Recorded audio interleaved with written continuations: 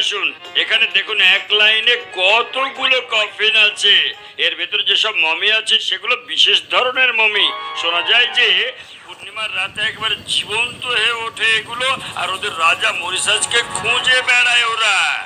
এসব কি বলছো বড় ভাই? সত্যি সত্যি মমিগুলো জেগে ওঠে নাকি? হ্যাঁ, আরে হ্যাঁ হ্যাঁ হ্যাঁ, আমি কেন মিথ্যে কথা বলবো? তবে এই কথাটা কিন্তু আমি শুনেছি, নিজের চোখে দেখিনি। সবাই বলে যে এই মমিগুলো এখনো তাদের রাজাকে খুঁজে বেড়ায়। সবাই তো এটাও বলে যে ওদের সেই রাজা মরিসাজ এখনো নাকি কোথাও না কোথাও আছে। আজব মোটু, তুমি এসব কথা শুনে বিশ্বাস করো আর অবাক হয়ে যাও, আর এসব হচ্ছে গল্প। জান হয়ে যাবে ডন। ওই মামিদের যে কোঠার কথা যদি সত্যি করা যায় তাহলে তো কথাই নেই। আমার শয়তানের বুদ্ধি রান্নাঘরে টাটকা টাটকা বদমাশি আইডিয়া রান্না হচ্ছে।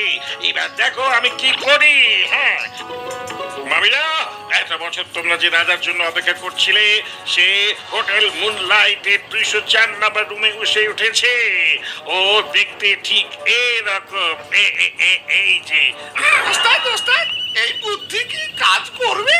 আজকে ভরা পূর্ণিমার রাত, যদি সত্যি সত্যি মামিগুলো জেগে উঠে তাহলে আইডিয়া অবশ্যই কাজ করবে।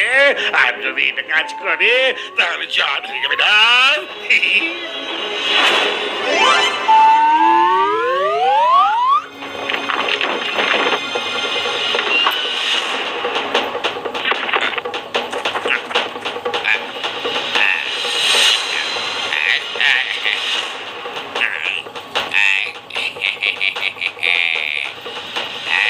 আমাদের রাজার সন্ধান পেয়ে গেছি, আমাদের রাজাকে আমরা পেয়ে গেছি।